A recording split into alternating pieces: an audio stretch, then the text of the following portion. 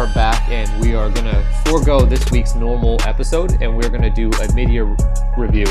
And let's jump right into it. So we're going to go over a bunch of topics, a bunch of fights, looking at prospects, answering questions like which fighters have emerged over the first half of this year in 2015. And first and foremost, we have to start with Mayweather versus Pacquiao. You know, it shattered records. It made it an ungodly amount of money. And there's a little bit of controversy after the fight with Pacquiao's shoulder and him not disclosing the injury and all of this other stuff. Oh, before we move on to anything though, let's welcome Manchester's finest, Dean, from the same neighborhood that Amir Khan is from, to the podcast. Dean, how are you? I'm back. He is back. He is back. Simon will be back with us in due time. Simon is on vacation. He's doing work. Just a little too busy for us right now, but he will be back. And so Dean is going to be the replacement for him this week. And is he going to do next week too? He might even do next week. So we'll Dean, have to see. What do you have to say about Mayweather-Pacquiao, other than you actually thought Pacquiao won? Oh, come on. Not even close. I had the scorecard the same as was it Moretti who had it, 118, 110? Yeah. It was that one-sided, and regardless of the shoulder injury, it still would have been that one-sided. If they have a rematch, it'll be that one-sided again. Jason, do you think that there's any chance that even if they do a rematch, in typical Mayweather fashion, Pacquiao has even less of a chance? Yeah, absolutely. If we see them opposite each other one more time, I think Pacquiao will be hard-pressed to win the two convincing rounds that he won in the first fight, again in the second fight. We've seen it again and again with Mayweather rematches. All it means is he's had more than enough time to adjust. The counterpoint to that is that there was actually a shoulder issue, and that Pacquiao is going to be on his game this time, and all that. But if you had to ask me personally, no, I don't think that's the case, and I think that we would just see an even more one-sided beatdown. I had that same score. Yeah, I gave it. What is that? That's 2 rounds to 10, right? Yeah. Yeah, that's what I had it. Rounds 4 and 6 for Pacquiao. The rest were clear Mayweather rounds. So you had to, I think, outside of 4 and 6, you had to start getting generous if you wanted to lean towards Pacquiao. There were possibly swing rounds, but you had to be favoring Pacquiao in order, to give it to him. Not necessarily what everybody wants to hear, because everybody was a lot of support for Pacquiao going into the fight. But I think we got what a lot of intelligent boxing fans expected, which was a tactical fight where Mayweather was able to just remain dominant throughout the fight. Right, and do what he did. And Pacquiao's game plan fell directly into exactly what he shouldn't have done, and that was trying to outbox Mayweather in the center of the ring. Just a poor move on Pacquiao's part, because, at this point, it should be really obvious to people that he's never been outboxed in the center of the ring, and it's unlikely he ever will be at this point. Did you see what he did in the 11th? In the 11th round, it started out... they were both center of the ring, and then they stood on each other's feet, and then they were both warned. And then as Pacquiao came in, Mayweather hit him with this huge lead uppercut, and then spun him around, and then kind of just looked at him like, "You've not got anything." Right. I mean, if I'm able to catch you with a lead uppercut, you're in trouble. Yeah, that's Canelo Kirkland style. Yeah, we'll get into that later. I think the bottom line is with Mayweather, we all just agreed, you're not going to outbox him in the center of the ring. You're also not going to be able to get that much good work in if you got him up against the ropes either. He's a tough fighter to beat. You know what I mean? There's no one strategy that you're going to be able to go in there with and say, hey, this is the strategy that's going to work for him. I just need to get him up to the ropes and pound him. No, he's going to find a way out and twist you into the ropes. You're not going to stand there and outbox him because he's just a masterclass boxer. He's going to outbox you. There's no one thing that any fighter could point to. We don't need to get into a whole thing about what it takes to beat Mayweather, but I'll tell you what, it's a whole lot of game plans mixed into one. And, even when Pacquiao thought he was going to have success by trapping Mayweather along the ropes, it was more along the lines of what Mayweather was trying to do. And, he was trying to catch him with that check hook on the way in, which he missed several times. Let's talk about the other big news that we got this year. Was the debut of Premier Boxing Champions Al Heyman's new, I don't even know what we call it. It's a series certainly, but is it a league? Is it its own association? Ratings started good for it though, and they've been waning and dropping little by little as we've continued. But still much higher, at least in the flagship shows, and I'm considering the flagship shows, the primetime NBC ones, still high though, much higher than Showtime or HBO's. I mean, maybe not much higher, but they're certainly higher than HBO's and Showtime's telecasts. The fights are good on paper, and so we've had maybe about 10 PBC shows so far. What do you guys think so far? So far, I think it's off to a good start. I think it's off to a realistic start. I don't think it's shattering any expectations. I think it's going basically on par with expectations. I would have loved to seen it shatter expectations, but that's not necessarily what's happening. But I do feel it's going, right as planned. It's chugging along. I don't see any major flaws with it yet. My concern is long-term viability. If these are going to be the ratings, we're not going to have another Mayweather Pacquiao catalyst bring new fans into boxing moment for a long time. So Premier Boxing Champions kind of parlayed that Mayweather Pacquiao hype and interest in boxing into its brand, right? That was a very smart move by Heyman to kind of set all those things up in play to happen at the exact same time. So I don't necessarily foresee boxing getting a huge influx of new fans like it did with Mayweather Pacquiao. So I think PBC kind of has to find a way to sustain and manage itself with the ratings that they're at now.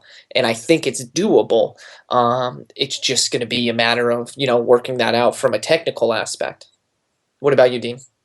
I think it's really good for people who want to watch boxing for free. I mean, you've got all the people who complain about pay-per-view prices and whatnot. It's about as good as you're going to get for free boxing. I mean, you're getting world title fights on there. It's kind of streamlined as well. Like, the entrances don't take forever. And I know there was a lot of issues about the entrances all being like WWE style and the 360 cameras and stuff like that. But, they're just teething problems. It's not really a major issue. The boxing's the main talking point, and there's been a lot of good fights on there. Right, a lot of the fights have been pretty good on paper. Like Peterson versus Garcia is one of those fights where it's like you can't really do too much better. And I know that odds-wise and smart people knew that Garcia was clearly going to win that fight, but on paper you can't do much better without going to pay-per-view when it comes to matchups on free TV boxing. Hell, even on HBO and Showtime boxing. I mean, that was probably one of the better name brand fights that we've seen in the past, couple of years? Yeah, I mean, there's a lot of fights on the PBC cards that you could probably argue a case for being on pay-per-view or at least being on undercards. Oh, definitely on undercards. Yeah, Chris Algieri and Amir Khan. Definitely if Eddie Hearn's promoting too. Yeah. And then you had the Dirrell and DeGale fight, which was... Yeah, that's the fight I was going to mention. What a fight that was. I mean, that had, obviously, definitely not pay-per-view worthy status, but that's a damn good main event for free TV. That's a main event that you'd see on any HBO broadcast. I'm not even talking about, Boxing After Dark. I'm talking about HBO Championship Boxing, their flagship. That was a fight worthy of, the highest status as far as boxing television goes. What's been you guys' favorite fight so far, now that we're just getting on it? It sounds like yours is Dirrell DeGale, Jason. Yeah, mine is Dirrell DeGale, and I, after that fight, anybody who listened to the podcast might remember I kind of had that up there pretty high as a Fight of the Year candidate, and I still do. To me, it had everything that I kind of look for. It had shifts in momentum. It had a couple knockdowns. It had drama. It had a big drama show. big drama show, had a close fight where you didn't necessarily know what the score was going to be at the end of it, so it had a lot of elements that I look for in a fight of the year contender. So it's kind of high up there even on my list for fight of the year. I was really pleased with the way that fight turned out. What about you guys? I like the same fight. I like DeGale and Dirrell. I was really rooting for DeGale to win the world title because, of course, it sets up a clash and a rematch with Groves if he beats Badou Jack. And who doesn't want to see Groves versus DeGale too? Seriously, at this point, I would love to see that fight. DeGale, I think I got DeGale as a clear winner in that fight. And then also it would have the historic moment of DeGale being the first British Olympian fighter to come over. Right? Oh, yeah, that one too. Yeah, it had the first British gold medalist to also become world title holder, right? He beat Anthony Joshua to it. Sorry, AJ. My favorite fight, just to finish this little topic, is that my favorite of all of them was the McDonnell-Kameda fight. I think that was a really good fight. It had good action, but the narrative of that fight where McDonnell came back in that fight from being knocked down, and really you can very few fights you can actually point to the moment where they won it right there, apart from a knockdown. And it was in that last round where you say Kameda or McDonnell took that fight from Kameda. Let's talk about Sergio Martinez's retirement. Obviously, this was a year, maybe even over a year in the making, because Martinez probably should have retired after the Murray fight, given the extent of his injuries. He might have even needed to retire before that fight when he fought right after he fought Chavez. But in pretty typical Martinez fashion, he fought on through those injuries and tried to put on the best show he could have gotten. And, if he would have somehow beat Cotto, I'm sure with these injuries he would have fought Golovkin. Yeah, absolutely. The thing about Martinez is he was in the twilight of career, but he was at the highest earning potential that he'd ever been at. So that must have been really tough for him to have to try to make that decision of hey guys, I'm finally here making money, right? And now I have to retire because my body just can't handle it. Yeah. Not because of any lack of heart or any lack of will or promotional issues or all this other BS that we see with these other fighters that are sitting in courtrooms for 3 years at a time or just don't feel like fighting anymore. Martinez was there, and it was just his. It was just his. Fired. It was just his body that couldn't hold up. He would die to be in any of these other fighters' position. So it's just tough to have to see him retire, just from a physical perspective.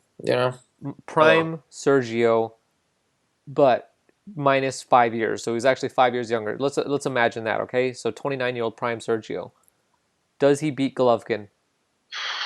That's a tough one. That's a tough one. Maybe. What about does he beat Cotto? Yeah. What about Canelo? Don't make me answer that. So let's move on to our next topic. Canelo. Hold on. What's that? Do you think if Martinez was fighting Sergey Zinzaruk in his last fight rather than Miguel Cotto, do you think he would have got into that fight? Or do you think he would have retired with the injuries? Because I think there's no way Martinez was pulling out of that fight because of the money. Well, that's what I'm saying. With a prosthetic leg. Yeah, he could have went in there with a peg leg. Literally had to have a leg amputated and replaced it with a peg, and he was showing up to the ring. Yeah. Yeah, he was. That was his payday. Agree. That was his payday. Stupid. He showed up to the ring in 2 knee braces. I mean, you don't need to say any more. He should have gotten that knee brace from The Dark Knight Rises. When he he was able to kick through a wall after he put that brace on. If so, Martinez with that knee brace on both of his knees versus Cotto is not even a question who wins that fight. It's more of a question of could Martinez have been the one to beat Kovalev? We would be talking about that. Yeah. Martinez versus Klitschko. All right, Canelo versus Kirkland. Dean, what do you have to say about this fight? You're a pretty big Kirkland fan. Here we go again. It was quite easily for me the knockout of the year so far. It was brilliant. Do we call that a knockout? I thought that it was at worse than that. I thought we confirmed that as a soul snatching. Mortal Kombat fatality. Yeah, that was fatality. Yeah. It was devastating, and it wasn't a boxing match like Roy Jones called it. It was a fight. Yeah, it was a pure fight for eight minutes, and Kirkland went after him in the first, which is all he really could have done. He just tried to smother him, and then he just got caught big and went down, and he was buzzed after that. I think Canelo landed like 64% of his shots or something ridiculous like that. Some Mayweather statistic like that. Yeah. Yeah. It was a great fight, and without like that spectacular ending, there wouldn't be as much hype for the Canelo Cotto fight. That seems to be making waves now. Well, exactly. That's a good point, Dean. Had, for whatever reason, Canelo managed to take, Kirkland 12 rounds, the hype surrounding these two fights just wouldn't be there. Like, you could just see, right, the knockouts, each of them gaining, Canelo, Angulo, and help me out, Cotto, and then Rodriguez, then Cotto and Gil, now Canelo. And it's just like the knockouts are coming and coming and coming and coming and coming, and then bam, they're just two trains heading towards each other. And it's one of those fights where, yeah, maybe where both guys are swerving out of the way of the actual real train in Golovkin. Well, sure, but if you want to just set that aside because we want to try to enjoy boxing, you got these two guys who are just knocking everybody out and on a clear collision course for each other, and we're going to get that fight at least. And I'll be the first to say I'm happy we're getting that fight. I'm very happy we're getting that fight. Yeah, it's at the expense of Golovkin, which sucks, but oh well. We're getting a good fight out of it. And we're finally going to get to see this reinvigorated Cotto beat down, which I'll be happy about. I'm just going to make a point. I think Miguel Cotto's left hook is way, way too overrated at this point. What makes you say that? Everybody is banging on about Cotto's left hand being like one of the best in the sport. Max Kellerman, you said that? Who's he beat recently?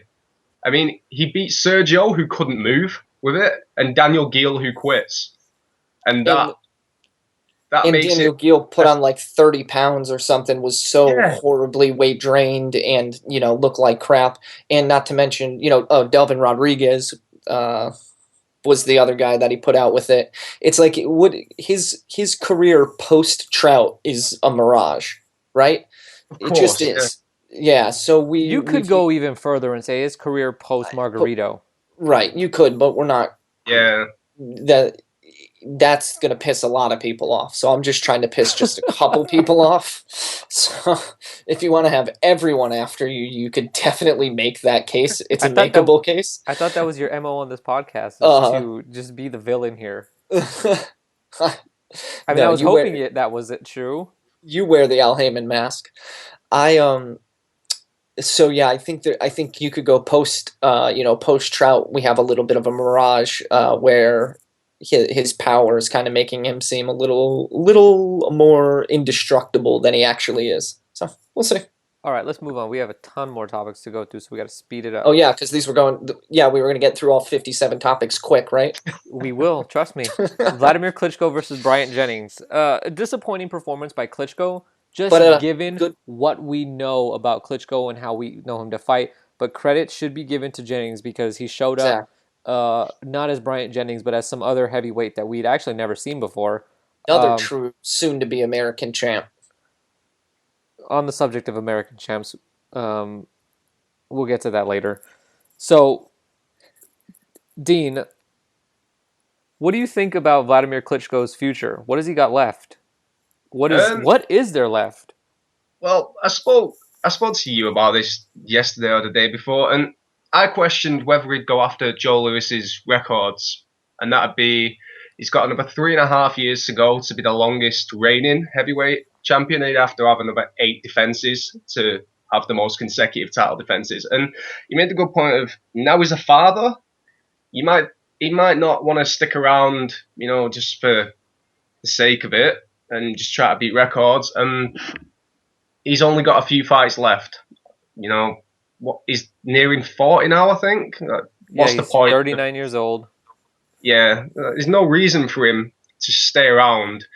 So I think you said 3 fights. One of them is Tyson Fury. Right, we know that one's happening. And then I think he does a mandatory defense because Klitschko's never been one to not take on his mandatories. Whoever his sanctioning bodies tell him to fight, he fights them.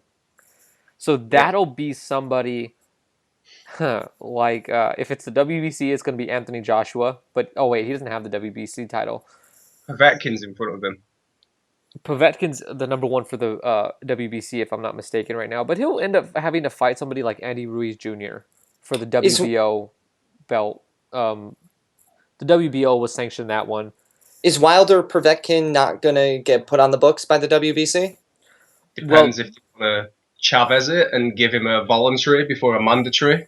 Well, I think they already gave him his voluntary with the kid that he fought there in Tuscaloosa or wherever in Alabama. So he already got that. That was his first voluntary, right? So yeah. I think he's into mandatory territory now. So yeah, so it's likely that I think that Klitschko fights Fury, takes on a mandatory who isn't very threatening, and finishes his career against Wilder or Anthony Joshua if Joshua has the belt by then. I don't think he rematches Povetkin to get all 4 titles because I think he'll know at that point, I already beat Povetkin, and we've seen that Wilder was nothing but a hype job given that Povetkin was able to knock him out. And I think he just retires after that. We've had the debut of Rock Nation, and just jumping on to the next topic, of course. They signed Miguel Cotto, they signed Andre Ward, and we've seen they've had a couple of small broadcasts, but their first big one was on BET in the Ward fight. Shaky broadcasts, a little bit of weird stuff going on, but altogether pretty good. Are you guys optimistic about Rock Nation's future in the boxing promotion game? No. Yeah, I mean, I guess is now the time that you want to be up against somebody like Al Heyman? You know what I mean? When there's a powerhouse like Al Heyman, I think maybe your best hopes is he buys you up. So that's a good prospect. But I mean, go look at SMS. How's that going? I was about to say that. You know what I mean? Like these rappers turned boxing promoters, and boxing promoting, you have to do it because you love boxing. Well, maybe not now. Maybe not in Al Heyman's case, but if you're a small-time boxing promoter, you got to do it because you love boxing. And I'm not sure that Jay-Z loves boxing. Well, signing Ward and Cotto went a long way, I think. I think that's a much better way to start than maybe the way 50 Cent's promotion started. His star was Gamboa, who Billy did. And come on. So exactly. Yeah, title holder. Yeah. Yeah, but who quickly lost his very first fight under contract. Yeah. But whatever. Didn't he have Kirkland as well? Well, yes, Kirkland back and forth, but did Kirkland ever actually fight under him? That's the question. Yeah. All right, guys, let's move on to Gennady Golovkin. If you ask me, in his last 2 fights, Golovkin has looked as close to human as we've ever seen him. He's going deeper into fights. He's scoring fewer knockdowns than we're used to seeing him, and we're seeing guys land a little more on him. Now, you could say that Golovkin is letting guys in the fight in hopes of enticing people to pick him to fight, but at the same time, don't get into that habit, especially when the talk is your next fight might be Carl Froch. Because whether you want to admit it or not, if Gennady Golovkin allows Carl Froch to do what he allowed Willie Monroe to do, and Martin Murray to an extent, you're getting put to sleep. And I don't care if you're Golovkin. Yeah. Yeah, but it's one thing if you're doing it against Willie Monroe Jr., Right. And the thing is, I don't necessarily think he's looked as human. I think being able to stop Martin Murray in the 11th round was quite possibly one of the most impressive things that Golovkin has done in his entire career. Especially when he looked gassed midway through. Because, I mean, what you're saying is that he was able to conserve his energy and keep his power to a point so deep in the fight that he was able to stop a top 3 rated middleweight. You know what I mean? That is a big statement. had that fight gone 12 rounds, everybody would have said Golovkin's power is overrated. But because that fight ended in the 11th round, nobody could say shit. You know what I mean? I thought it was the perfect conclusion to that fight. You know, it went 11 rounds, so it showed that Murray was a tough guy, not just somebody that anybody could blow out of there. And then it also showed that Golovkin's got stamina and he's got finishing power deep into fights. And then the Willie Monroe Jr. fight, he could have ended that fight in the second round. The way he caught Monroe with that hook, he could have jumped on him and finished that in the third round. I really am a believer that he did let off the brakes, give everybody the big drama show, give everybody there in the Staples Center a couple more rounds of watching him fight. But, you know, hopefully there's big things up ahead for him. Hopefully he gets that Cotto-Canelo winner. Who knows? Don't hold your breath for that one. Yep. Dean. Not planning on it. Yep. Well, Golovkin, Froch. Go on. No, just your thoughts on that fight. You're the British guy. We touched on it last time I was on the podcast, I think, and I said last time that I think Golovkin would abandon this cavalier style of like getting hit and keep coming forward, because, like you said, you cannot do that against Carl Froch. You go to sleep. He's bigger and stronger. I think he'll and he'll do his. The way he boxed in the amateurs, he'll try and outbox Froch. He won't try and knock him out. He won't try and smother him or, try to land the big shots. He'll sit back and he'll outbox him or try and outbox him for 12 rounds. And the point I was going to make about Golovkin is, do you think that people will give him too much criticism if he did go a full 12 rounds in a fight because of this knockout streak? It depends. Yeah, exactly. No, I think the second Golovkin goes 12 rounds, unless it's against Andre Ward, he's going to get criticized. What if it's Froch? If it was like Algieri, Froch is Iron Chin. Froch is another Iron Chin guy, and it'd be up. It would depend on the weight class, but if it was at the full 168, I don't think he'd get too much. But if he takes any middleweight or any 168-pounder not named Ward or Froch 12 rounds, I think he will be criticized. Not necessarily fairly criticized, but he would be criticized nonetheless. Can you imagine if he fought Cotto and it went 12 rounds? Yeah, he would win every round. Just assume he wins every round. But can you imagine the criticism he'd get? Even if it was like Pacquiao Algieri, when he bounced 5 times. Yep. Yeah. Well, that would take some of the sting off the criticism. Cotto wouldn't keep getting up 5 times. Exactly. That's the problem you have if you're on a 19-fight knockout streak. People are just going to expect knockout, regardless of your opponent. I mean, Stevenson's got a lot of criticism for not keeping his knockout streak going. Let's jump off of this and briefly mention. And especially it depends who you're fighting. It's horrible. Ali Ramy was killed in an ISIS bombing attack, and I don't really know the details of it. It's just kind of a grim thing to know that these ISIS bombings are happening, and a professional fighter got killed, and one who looked promising for his division, even though he was 39 years old, and he hadn't fought anybody really that was outside of his domestic level. Yeah, he was a club level fighter, but professional nonetheless. So rest in peace, Ali Ramy. And Mayweather's next fight. Apparently, the leader in the pack right now is Andre Berto.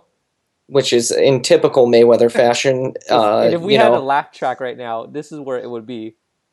Right. Yeah. But this is typical Mayweather fashion. Just like the last time Devin Alexander was the lead, for a while. Devin Alexander was the lead opposition. It's just a negotiating tactic. It's Mayweather, saying, listen, I could fight whoever I want. Don't come with some crazy demands.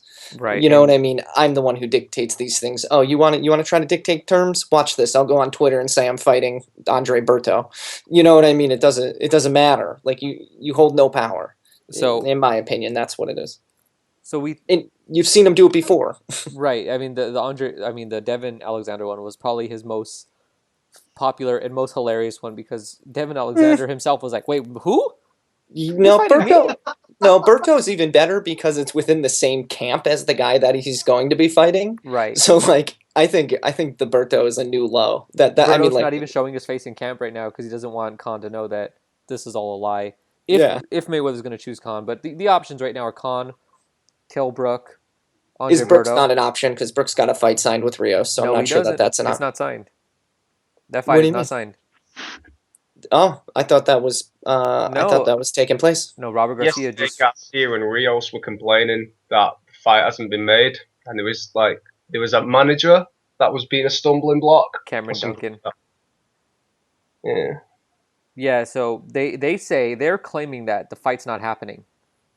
Garcia in Duncan is Rios. the top rank lawyer guy or top rank guy. No, well, Duncan's a manager.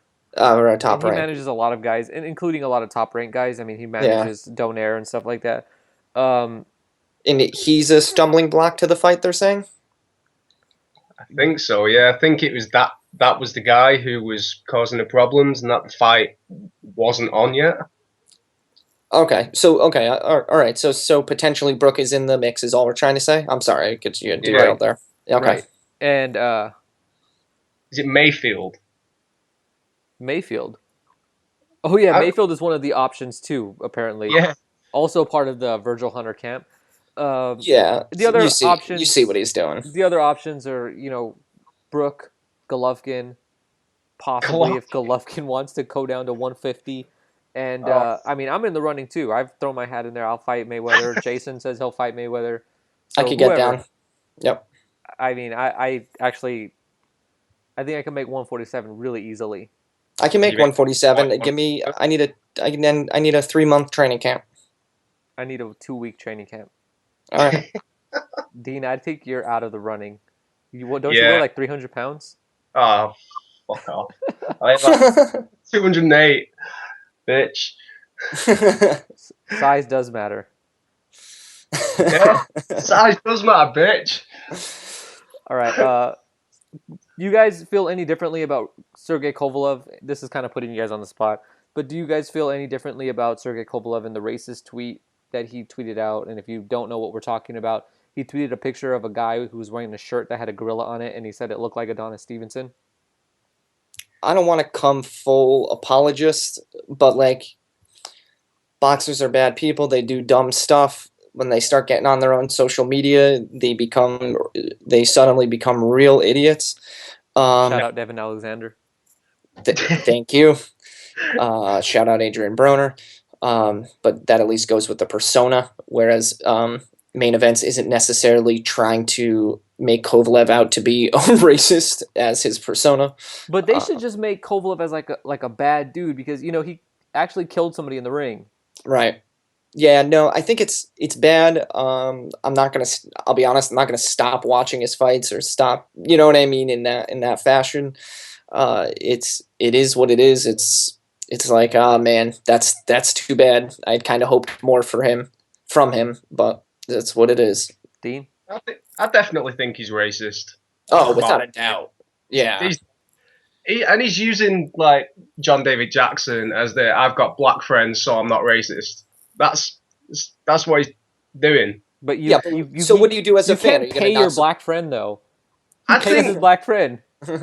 I do think that I've lost respect for him as a person, definitely, but as a fighter, no, he's still. Of course. Of course, it's not the person that you want him to be, and that sucks, but you're not going to stop watching him fight. I mean, who's the other top guy at light heavyweight? It's Adonis Stevenson, who used to beat up women. So, they're both bad dudes. in their own ways. Yeah. All right. And you are going to have those types of characters in the sport. It's not a sport for, nice guys. Yeah. What about Chris Algieri? That's what you got. You got a man who has no respect towards avocados. The way that he treats avocados is just deplorable. Or Amir Khan, he's really not a threat to anybody, except pedestrians. Yeah. Who, people in clubs. Who he crumples with his car, and, ruins their lives. The guy, people on Skype. Anyways, I don't even want to have that discussion. Boxers are bad dudes, and you gotta, as a fan of the sport, you gotta separate who they are inside the ring from who they are outside the ring, and just appreciate boxing, not necessarily appreciate the boxer. say that some boxers, it's not all of them, some. No, of course not. Just so we're responsible with what we're saying, because I don't think that Roman Gonzalez is a bad dude who made his HBO debut. You certainly don't know enough about him to make that claim, but go on. I don't, but he doesn't seem like a bad dude. No, and a lot of them don't. Kovalev didn't seem like a bad dude either. No, he did actually. This is a sport where you're not kicking a ball up and down the field. It's a sport where you're punching a guy in the face and trying to knock him out. Right. It attracts a certain sensibility. It appeals to guys who might not be the smartest or have had a rough upbringing. It's a way out for some people who've lived in favelas and really bad ghettos and stuff, and people who have had a really rough upbringing. It's not real. You can find it as a sport, in like, what's the word? Not better countries. More affluent, more affluent individuals could find their way into boxing, but a lot of times boxing is an escape. Yeah, like Duran in Panama. It's poor, and there's a lot of stories like that, and it's gonna attract characters like that who are trying to fight their way out of that stuff, fight out of poverty. They don't have another option. Yep. Yeah. You guys are killing my timeline here. Go. Let's roll. Was Roman Gonzalez's move to HBO the best thing that we've seen in boxing this year? The best thing for boxing's health, I mean.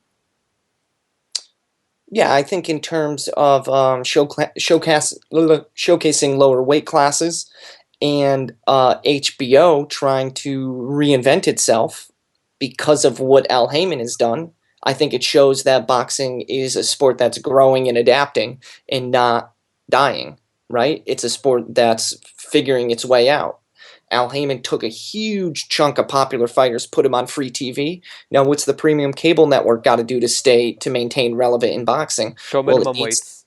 Well, it needs to put on exciting fights, and it needs to make their fights worth even more. You know what I mean? So I think it's really interesting, and I think HBO is doing a good job, and they just need to keep up. They need to be the leaders of innovation, is what HBO needs to be because of what Heyman's done. They need some innovation over there at HBO, and I don't even know that Showtime has a boxing budget anymore. But we don't even have to talk about that. Dean, what about for you? You just kind of get, I mean, in the UK, actually, you guys get all weight classes. I mean, you guys don't really get too much minimum weight or light flyweight because there aren't any Brits that are competing at that level. But you guys get flyweights occasionally and super flyweights. Yeah, we do. We get quite a lot of the smaller weights, including Paul Butler. Paul Butler was on TV. Yeah. And Stuart Hall as well. Stuart Hall was on free TV not too long ago. And Stuart Hall is the guy that Butler beat for the IBF bantamweight title. We do get quite a few smaller weight fights. Yeah. And then what about Gonzalez's move to HBO? Yep. I think it was a really, really smart move to have him on there, and the matchmaking especially, because he just went in there and absolutely destroyed Sosa inside 2 rounds. And everybody who watched that fight wanted to see more. It was over that quick, and it was devastating as well. It was a really good TV debut. Yeah, and he's the perfect guy to pair with Golovkin. What I want to see is Golovkin in a main event, Lemieux in a co-main, and Gonzalez on the undercard. I want those 3 fighters on the same cards of each other for the next 3 fights. We'll build up Lemieux versus Golovkin, and what's it? Estrada. Gonzalez versus Kovalev. Juan Francisco Estrada, right? He's like the only guy that took Gonzalez 12 rounds. You get him on the One of a few. Get him on the undercard too. That now we got a 4-fight card out of HBO, which is like unheard of nowadays. But imagine if we did like 2 cards like that, and then we build up to Golovkin, Lemieux, Gonzalez, Estrada. Like, HBO, have that idea. Take it. Like, it is yours to have. Like, just do that. And you don't even have to pay these flyweights that much. You could just credit Sunday Puncher for the idea. Yeah, just credit us, and then you could what you would pay for an Amir Khan fight. You could pay all of those flyweights for all of those fights combined, probably. Oh, without a doubt. And they're not. They don't. They just finally started paying Golovkin. They were, Golovkin was not commanding big purses for the majority of his time on HBO. Only until recently has he started. Because they paid him by the round. Stop it. So that's why his fights have been going longer. Stop it. And the reason Golovkin Murray took so long to be made, it's not that anybody wasn't interested in the fight. Everybody was interested in the fight. It's just that, Murray had such an atrocious record, we wouldn't let him come to the U.S., so he couldn't get a visa. And by record, he means criminal record. Right. Anything you know about that, Dean? No, we don't. No. Don't go down the tangent. Don't bite. Don't bite. Just move on. All right. Chavez Jr. versus Fonfara. Chavez Jr. got what was his, but we're not going to say anything about this because Dean is a big Chavez Jr. fan, and I don't think he wants us to say anything about this. Oh, what a great fight. I just hope that Fonfara didn't get hit with any of the Modelo cans that got thrown into the ring afterwards. No, only Paulie did. Dude, I got hit with the beer.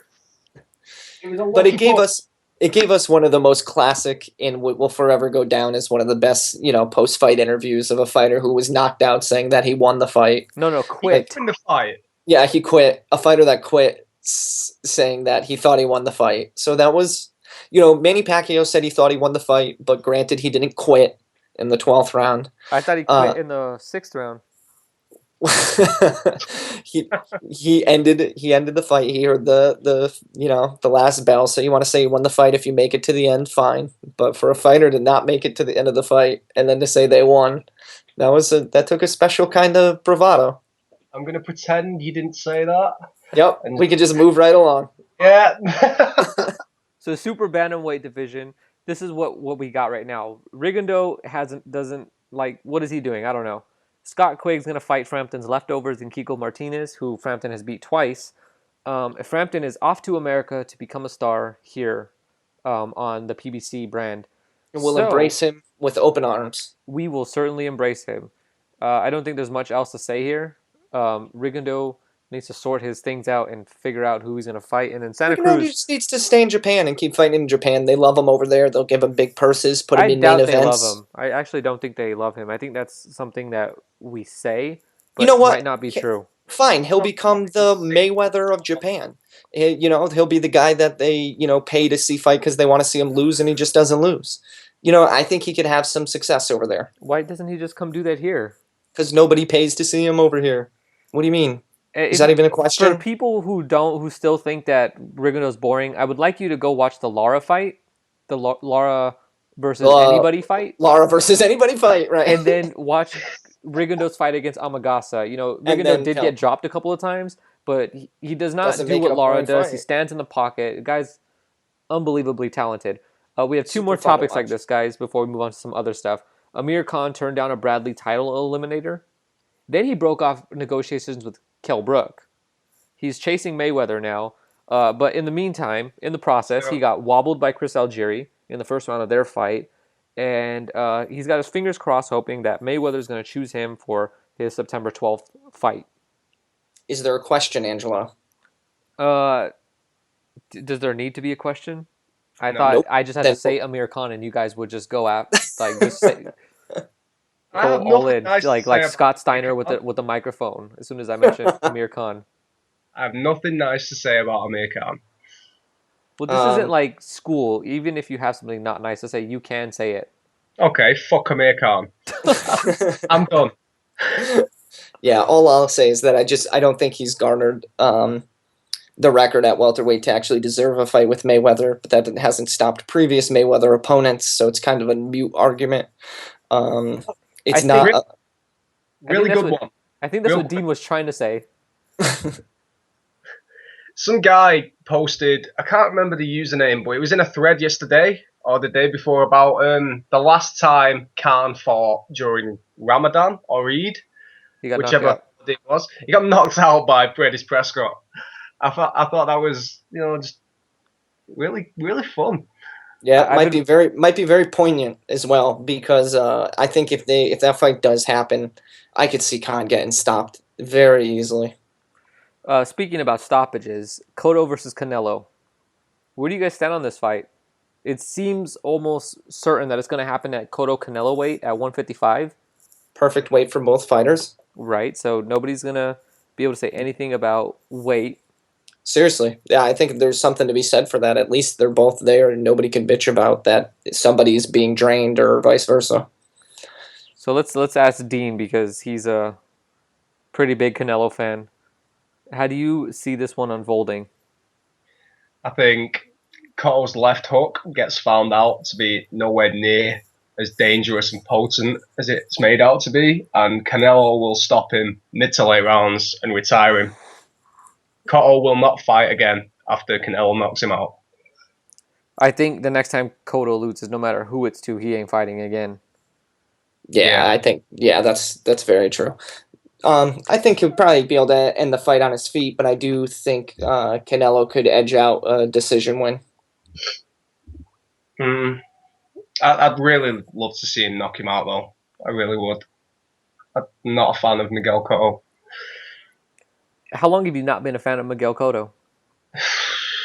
I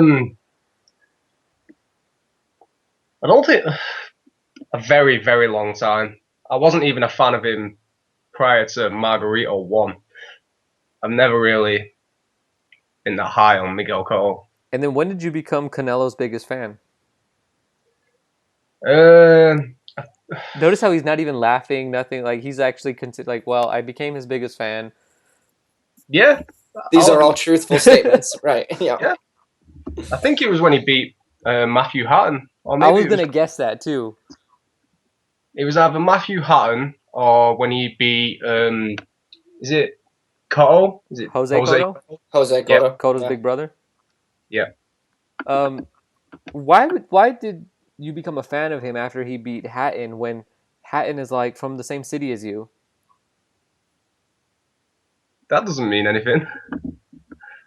And he's not English. Well, great question. Moving on. I don't get the question. He's like, why am I a fan of? No, the question is, how could you not like a boxer that came from your country? Yeah. Like, how do you like a Mexican over a British guy who's from your city? Do you like every single California fighter? Let me think. Oh, so you're Cotto's biggest fan because he fights out a wild card? No. Cotto's from Puerto Rico. Let's not get that twisted for a second here. Yeah, but that's what happened? That's essentially the argument that you're trying to make. What do you mean? It's essentially the argument I'm trying to make. Where a fighter is located out of is why you should like him. I'm just curious because, like, Amir Khan's like from Greater Manchester. I'm not a fan of Amir Khan. Well, nobody's a fan of Amir Khan, but I mean, like, the Hattons are loved by Manchester. There's by only liquor store owners in Manchester. You mean coke dealers? I was trying to be nice. And restaurant owners. In restaurant owners, you got to pack on the pound somehow.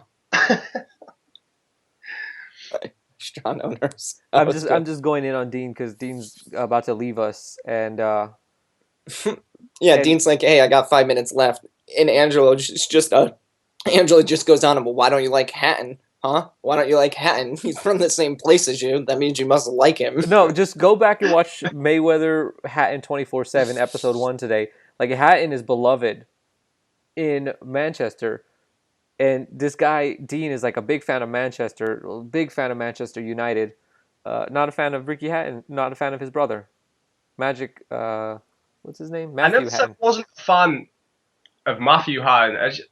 That's what I've been talking about this whole time. Actually, I'm not a fan of Matthew Hatton, but I don't dislike Matthew Hatton. No, it's one or the other. Yes, it is very. It's all zeros and ones. Very, very binary. All right, Dean. Thanks for joining us today. Don't turn the podcast off because we're still going to keep going. We only got through half of what we were supposed to, thanks to Dean derailing us.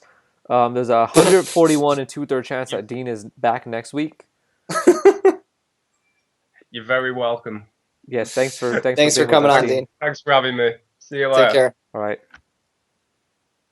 right, now with Dean gone, let's talk about Canelo. Now we can talk about how much we hate Manchester. I'm fucking still here. No, I have Cotto beating Canelo pretty soundly. Stop it. Just seeing if he's still here. He's not, because that would have set him off. prompted a response from him. All right, so now we're going to talk about some of the... All right, let's jump on the prospects. And I first want to spotlight, in the first 6 months of 2015, the prospects who've graduated from, being a prospect to, you're not a prospect anymore. Right. And that's Saddam Ali, Mm-hmm. Tanaka, and Tanaka actually captured a title. Jose Pedraza, Yep. also captured a title. And I wish Simon was here. Lee Selby, who got a title. Yeah, he definitely graduated too. Which of these really has impressed you the most so far? So who do we got? We have Selby, Pedraza, and Tanaka and Ali. And I'm sure there are more. Yeah. It's just I didn't prepare as much for this podcast as probably you would think I did. I'm not super prepared for prospect questions right now, but Saddam Ali has done some good work in there, some nice defensive stuff that's fun to look at. He hasn't captured a title though, has he? No, but I think he had a nice win. Who did he have a win over? Was it Santana, his name? Yeah, Edgar Santana? I think that was the guy's name. No, Francisco Santana. So close. So close. Edgar Santana was the guy Peterson beat. Right. That's what I was thinking. The other Peterson. Right. Yeah. So, who do you think? I mean, I would just I don't know. Selby was impressive. He did kind of look a little gassed at the end of his last fight. I'm not like super high on him, but kudos to him. He did a great job in his last fight. I do think Ali has some promise. Simon loves Ali, so I'm not going to go with Ali and take advantage of the fact that Simon isn't here. And I'm going to go with Selby. I think Selby did I've always thought that Selby was good. He does do some questionable things in the ring, and he's a little arrogant out of the ring, but he took things to a whole other level. I clearly thought he would beat Gradovich, and I didn't think it would be close, but I didn't think think that he would look like Mayweather in there. And Selby looked pretty unbelievable that night. He was a step above where I thought he was. So I think Selby's done the most, and the one I'm highest on. And he's going to get a mandatory defense before he goes after Lomachenko or Walters, if Walters can even stick it at welterweight. I mean, not welterweight, at featherweight anymore. Well, that's the thing. Who knows if that's even a possibility? All right, now here's my other thing about prospects. The problem with picking Pedraza is there's another prospect out of Puerto Rico who just looks so much better than him. But he's a weight class higher, though. No, but I see all the prospects. Do you see what I'm saying? Yeah. Right. So there's a prospect coming out of Puerto Rico that just looks so much better than Pedraza that I can't really rate Pedraza higher than him. You know what I mean? That's why I went with Ali. Yeah, and Pedraza, his fight with Klimov was just so underwhelming that Klimov's a tough guy though. Crawford had a not tough outing, but he's just not somebody that's easy to look good against. He doesn't engage. His game plan is good enough that it can neutralize a lot of stuff, but also bad enough that it's even can't win anything. Yeah, you don't look good for stopping him on with your defense. Right. For me though, of the prospects out there right now, I think Earl Spence and Anthony Joshua have clearly pushed to the head of the pack, and I don't mean that they're the best, most talented ones, because I think there might be more talented prospects, but I think but we're talking about potential, long-term potential wise. Well, I think who's the closest right now to actually competing for a title or just stepping into the world level and being competitive. I think Spence and Joshua are. I gotta say Spence is even above that. I think Joshua in the heavyweight division, it's so tough. I think Joshua really hasn't had that tough test fight, and I think Joshua needs more, fights. Whereas I think Spence is ready. I think Spence is there. You think Spence beats Bradley?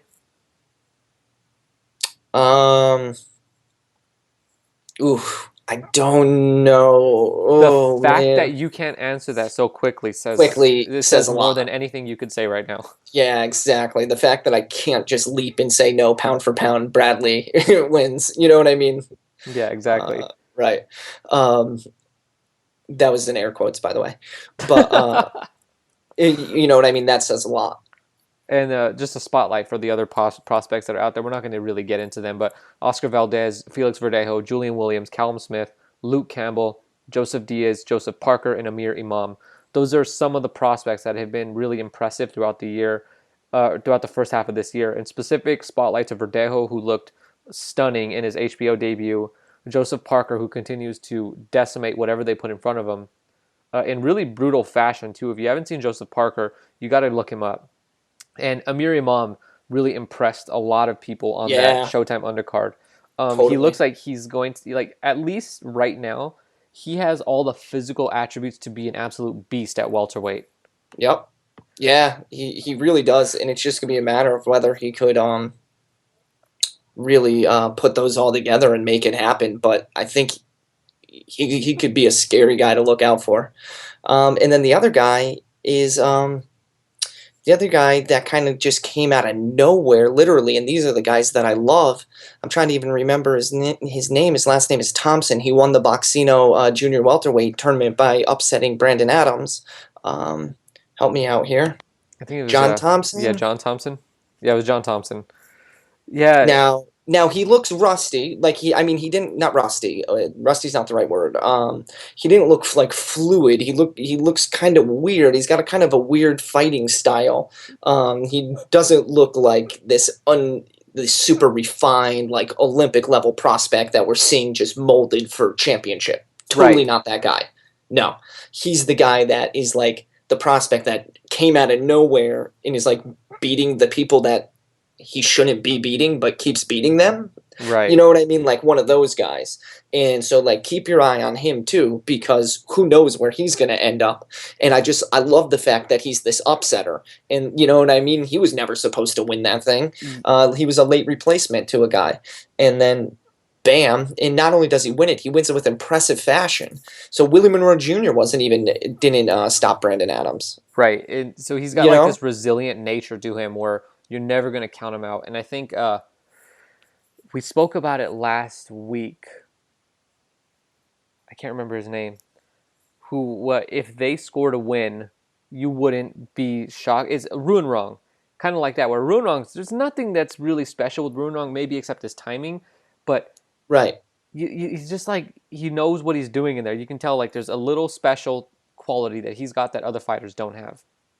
That's right. Yeah, exactly. There's just something there that these other fighters don't have, and he's able to capitalize on it, and he's able to make the moment matter. Like he's able to, when he's in the moment, there's no hesitation. So that's something that not all fighters have. Yeah, so let's talk about the guys who have emerged so far and really like taken like the next step in their career. Okay. So in the heavyweight division, I have Wilder and Povetkin. Wilder, whether you want to discount his win over Stavern or not, that's fine. But he did get a portion of the WBC title, and we did see a new wrinkle to him that we didn't see before. We just thought he was a windmilling power puncher, and that's not the case. He actually does have some skill.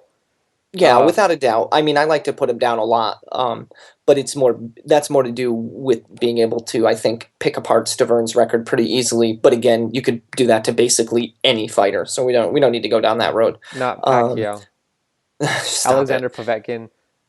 He's scored some legit knockouts. Yeah, he has looked mighty monstrous, and that just goes to show you who Klitschko really is. Yeah. If anybody thinks that Klitschko isn't good, go watch Povetkin. And this is the guy that Klitschko made him look silly. Yep. Light heavyweight division. Andrzej Fonfara beat Chavez Jr. Is he having a career renaissance or what? Yep. Like. It's a beautiful thing to watch and take part in. And what I like about Fonfara is like the guy's willing to fight anybody, and everybody says they're willing to fight anybody, but Fonfara's already fought Stevenson. He fought Chavez Jr. He's willing to fight everyone, and he's willing to do it at a catchweight if that's what you need.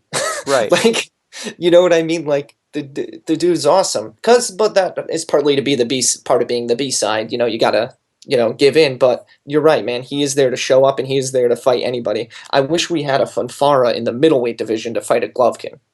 We do. His name's Lemieux, but we'll get to Lemieux later. I guess. Yeah. James DeGale at super middleweight. Again, Badu crushing. Jack. I love DeGale. Badu Jack is on the comeback trail hard, but DeGale. Seriously, who would have thought? But DeGale, loving what I'm seeing out of DeGale. I love, like we already talked about previously, love that derail fight. So tell me about Jack? Go. I mean, I know, but there's not much to say about Badu Jack, but who would have thought that this guy who got knocked out in the first round of a fight off of a jab counter? I mean, he threw a jab, got knocked out. It was just against a journeyman who's been beaten by everybody. Maybe not everybody, but certainly a bunch of people have taken a loss to Derek Edwards. Yep. And Jack scored a win over Anthony Durrell that he shouldn't have won. I mean, I thought there was no way he was going to win. And now he's off to fight George Groves, possibly on the Mayweather undercard. Probably not, though. I don't know what's going on there. So Jack just deserves a ton of credit. What do you think? Do you think Jack gets by Groves? This is a tough one. I think that Jack's could pull off. This is the thing now. You can't count Jack out of any fight.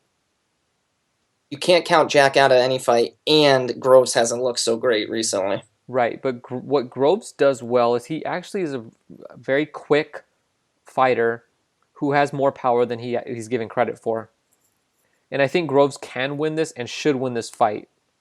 Jack, if you step aside, he's basically a sitting duck right now, just given that he's surrounded by supreme talent in the division. But I'm not going to count him out. If you can score an upset over Anthony Durrell, who looked really good recently, although I did make the case before that fight that Anthony Durrell had done nothing. So, but do you think that was a legitimate win for Jack, though? Yeah, indeed. Right, you don't think the scorecards were messy, do you? I think it was a close fight. It was a close fight, though. Yeah, okay. That's fair. Yep. So middleweight division, David Lemieux, who's been knocked out, by Rubio and then losing come a long way. He has come a long way. He's he's improved a lot too. You can point to the improvement that you can't really point to with a lot of other fighters. And hopefully he's probably not going to fight Golovkin in the fall, just given he wants a mandatory defense, as everybody does. Of course they do. Yeah, and that's fair enough. But I'm completely just do it on the undercard. I say do it on the undercard of a Golovkin card. Yep. That's what I've been saying. Keep those guys together, man. Build that fight up. Bam. Great fight. Kell Brook, who scored 2 knockouts this year, and they haven't been against world level opponents, but certainly the level below world level, the international level.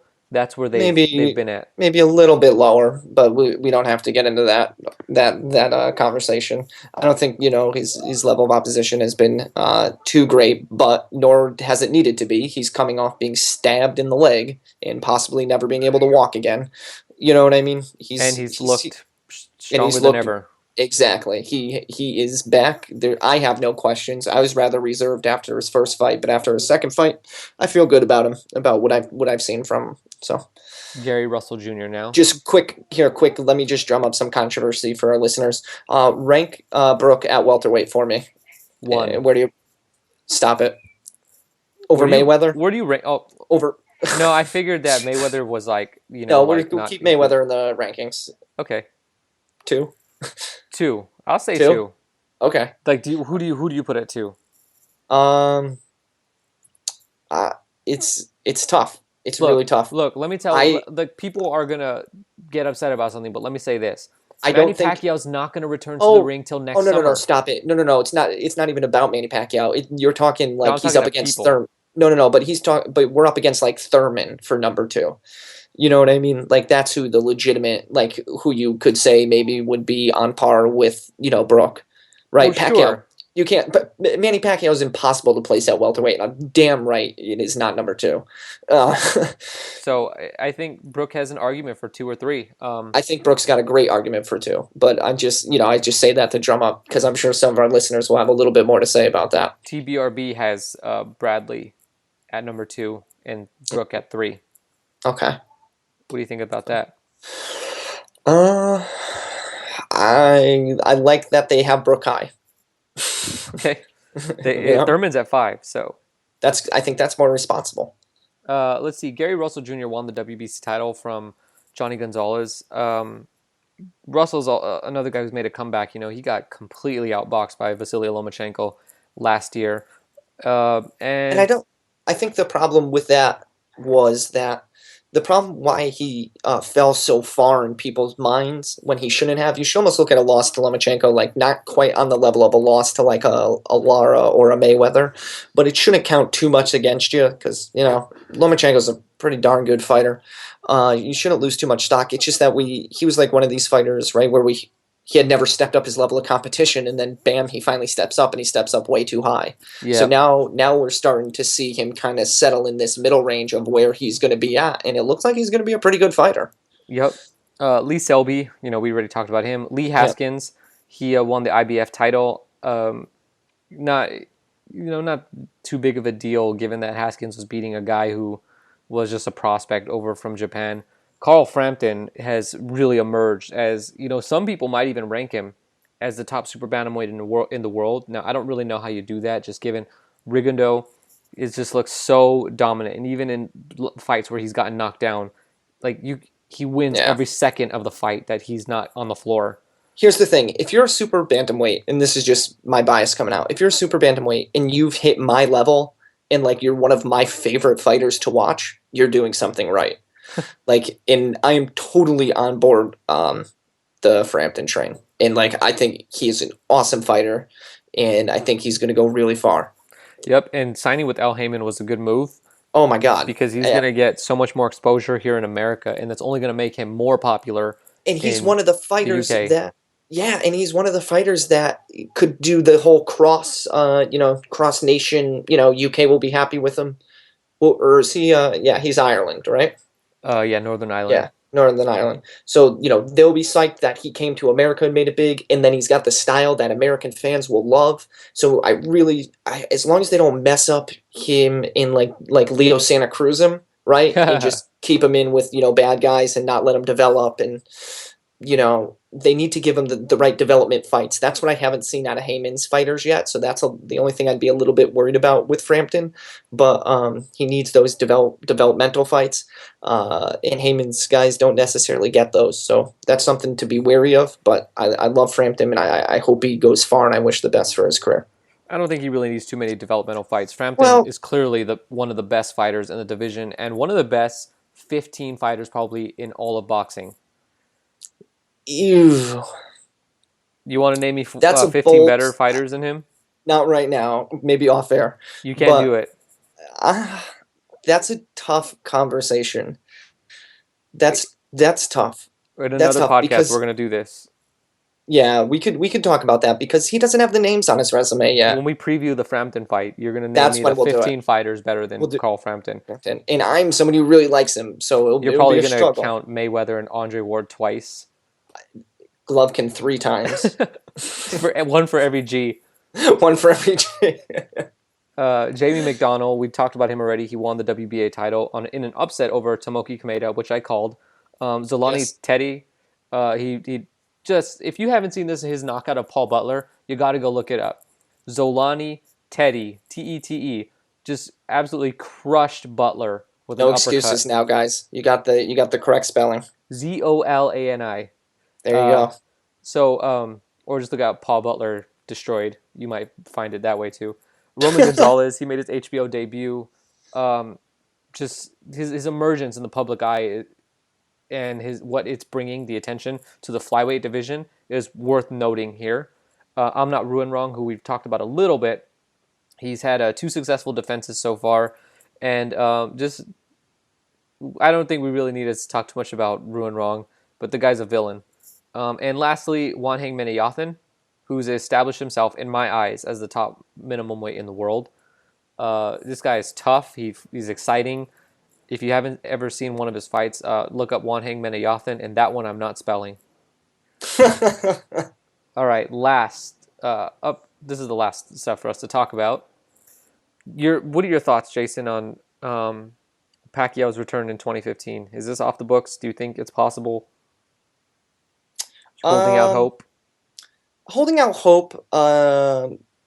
Cautiously optimistic that a November return isn't completely out of the picture. There was definitely some talk out there of where what Top Rank, Aaron wanted to stage like a pay-per-view fight in like Somalia or something. Like, what was he talking about? Is that the Dubai one that you're talking about, or is it the Mexico City one? Yeah, which you take your pick. So there's definitely some talk of Top Rank trying to stage a pay-per-view. If I think Top Rank stages a pay-per-view that's outside of Mexico, we're gonna have Manny Pacquiao as the main event. Inside Mexico, I think you're gonna have obviously piss drinker Manuel Marquez as the main event there. I think we might see the return, but I would not at all be shocked if we don't. I don't think we're going to see it in 2015.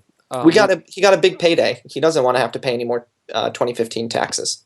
Right. You know what I'd really like to see, and I doubt we ever see it, but I think this is completely deserved. When Manny Pacquiao returns, I don't want to see him fight Mayweather. I don't even think I want to see him fight Marquez first. I'd like to see Pacquiao fight in the Philippines. I'd love a fight in Manila, outdoor in a football stadium or a soccer stadium. People. I mean, I think he deserves that. I think he deserves to hear just a crowd of over 80,000 people cheering for him. Give him an easy fight against like Bradley or somebody, and let Pacquiao have that last moment of like glory where he is the A side. He destroys his opponent. We'll set up a rematch for the Rios fight. We'll make the case that Rios really, won 4 rounds in that fight, and it was more competitive than everybody thought. But some kind of fight like that. Was Rios injured too? What are you getting at? No, you're right. You're right. If of all the fighters out there that are deserving of that, Pacquiao is at the absolute top of that list. And fights at home in like outdoor stadiums and crowds, like they just feel way more special. Frampton's fights are unbelievable to watch because of the crowd that's behind him. Yeah. Go look at Ricky Hatton's fights when he was fighting in like the Manchester City Stadium and stuff. Like it's just all ridiculous. The songs and cheers, yeah. Come on, can we give these Filipino people something? Let's give them a fight in the Philippines so they can see Pacquiao in the flesh. I mean, seriously, that would be. Think of how amazing that would be. Stop messing with Macau. The magnitude of the events there. Yeah, seriously, forget Macau. Macau is like a. Macau's like a. No, I'm not going to be too harsh. Go on. Okay. I think that's a great idea.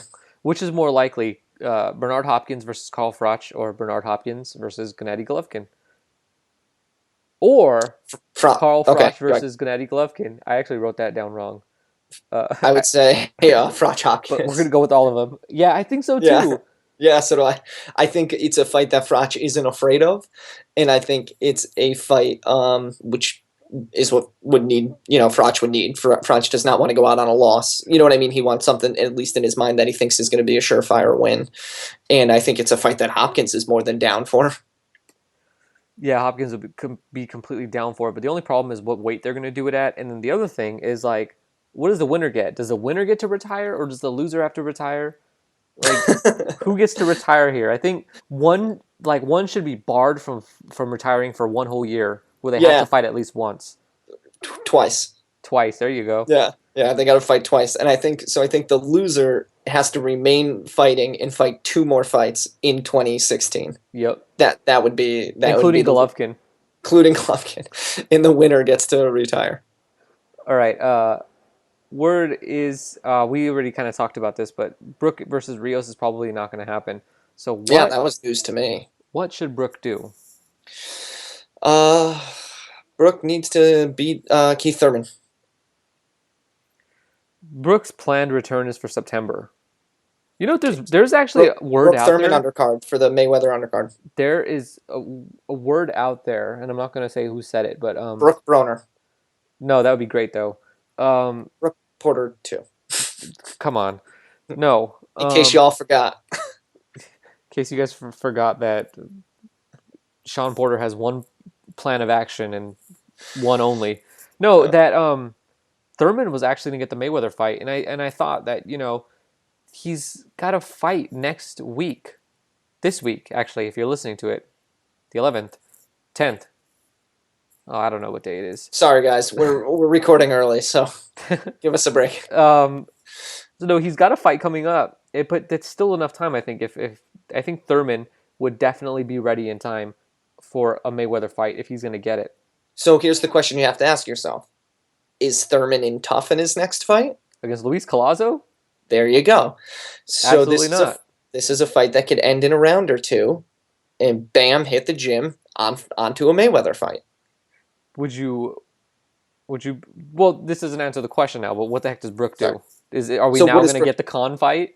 Well, I don't think the Khan fight is ready, because the Khan fight is one of those fights that both fighters could always fall back on. You know what I mean? So I don't think we're going to see it yet. I think we're going to each see them fight. So you're saying if Mayweather doesn't choose Brook and Khan, should Brook and Khan fight each other? Is that kind of the scenario you're setting up? No, my scenario was this. Sorry. Brook. Yes. Fights Bradley and tries to unify. Okay. So winnable fight. Absolutely. For both guys. And yeah, I would edge Brook just because Bradley, I think, is on the decline here. Right. Not according to some people, but that's fine. There's still plenty out there that think Bradley's one of the top fighters at welterweight as well as in the world. But you know, look at this. Mayweather's fight, if he keeps his word, his last fight is September, right? What better thing to do than to establish yourself as the top guy at welterweight while Mayweather's gone, Pacquiao's on the shelf, than to have two titles beating, and in the case of Bradley versus Brook, like according to TBRB, this is number 2 versus number 3 fighting. So essentially, with Mayweather out of the picture, Pacquiao on the shelf, this is 1 and 2 fighting each other. Right. Yeah. No, I think that's a great plan. That would be a very good plan. I just don't. I think he would get more credit beating Thurman from a fan's point of view. Maybe, I don't know, because Bradley's very high up on people, and I get it. You know, Bradley's a good fighter, but I think he's showing. You know, I don't know how old he is. How old is he? He maybe not his physical age. You know, he's 31, but he's definitely showing that he's been in the game for a long time and he's wearing out. That's what Provodnikov will do to you. Exactly. I like Brook Thurman better, but but Bradley would have more impact, I guess is how you would say. I wish we could get Bradley Thurman. I think Bradley that Thurman's fight has a great fight. Potential to either be very ugly or really entertaining. Yeah, it could be super ugly, you're right. But I want Bradley Mayweather, man. I've been campaigning for that fight for forever. I'll never get it, but I would love Bradley Mayweather. Of all the welterweights, he's done more to be the most deserving of that fight. Do you remember when Bradley used to be considered boring? Yeah. Well, it took him getting his head smashed in by... It's crazy the change of heart that's happened, because Bradley used to be seen as really boring, and now it's like I would not pass up any of these Bradley fights at welterweight. No way. These are great fights. Bradley puts on a fun fight, man. I don't care. He's exciting and he's willing to go for it, especially if he feels like he's losing. He's willing to go for the knockout and get knocked out. You know what I mean? Like, he's not... he's willing to sell out is what it is. Yeah, that's what I'm trying to say. Exactly. And he's got a great manager. Bradley's wife, massive respect to you. Yep. Seriously, the work you're doing is fantastic. She get the paydays that Bradley gets for the amount of fans that he has and the amount of death threats that he's gotten is just crazy. He gets $1 per death threat basically since the first Pacquiao win. Did I mention on this podcast earlier that Dan Rafael and Carl Froch are going at it on Twitter? I don't know. I think we were talking about it before we before we started recording. So this is what we're going to end on. And this is going to be like 2 weeks old by the time you're actually hearing it. No, 1 week old yeah. by the time you're actually hearing it. But earlier in the day... Hard-hitting news. Yeah, hard-hitting news. Just a little late. So Dan Rafael made a tweet to Carl Froch. It was actually a reply to a tweet from Carl Froch, as Carl Froch posted a picture of himself without a shirt, and he says he's too big and too strong for Gennady Golovkin. And Dan Rafael says, look, Carl, if you're too big and strong, I'm paraphrasing here, for Golovkin, wonderful. Then fight the guy and prove it. Simple as that. Otherwise, silence. So Dan is, very upset. And Carl Froch said, you should know, as much as anyone, boxing is never that simple. So, say something constructive, otherwise, silence. And then he posted a little picture of a hamburger and a fries. That's it there at the end. Yeah. Ooh, boy. Maybe we should make the outgoing theme the McDonald's theme song for this one. And then Dan Rafael replies and says, I said you're too big and strong. Or no, you said you're too big and strong. I suggested you prove it. And then he says, and if Eddie Hearn needs any phone numbers, I'm happy to help. And Carl Froch's reply was, I'm sure you could, but I don't think Eddie Hearn calls numbers of that nature. I'd say Froch is winning that one. Yeah, so Froch had a couple of 10-8 rounds, I'd say. All right, so yeah. Let's look. Dan Rafael's now not going to let this one go. Calzaghe was sort of like an idol of Froch, but then he said something about him or something like that. But basically, Froch is not a fan of Calzaghe. And Dan Rafael said Calzaghe would have fought GGG, which has to sting if you're Froch. Yeah. And then he says, he just said right now, Calzaghe 24-0 in world or lineal title fights, 2-weight lineal champ. Froch 10-2 in world lineal or regular title fights, 1-weight titleist. Oof. So you could tell Dan Rafael was not too pleased with Froch's little comeback there. Hamburger and fries comeback. Yeah. So, how are we scoring this fight? I'm scoring it. I got it 2-1. 2 rounds for Froch, 1 to Rafael. I think Rafael came back strong with the Calzaghe argument that must have stung.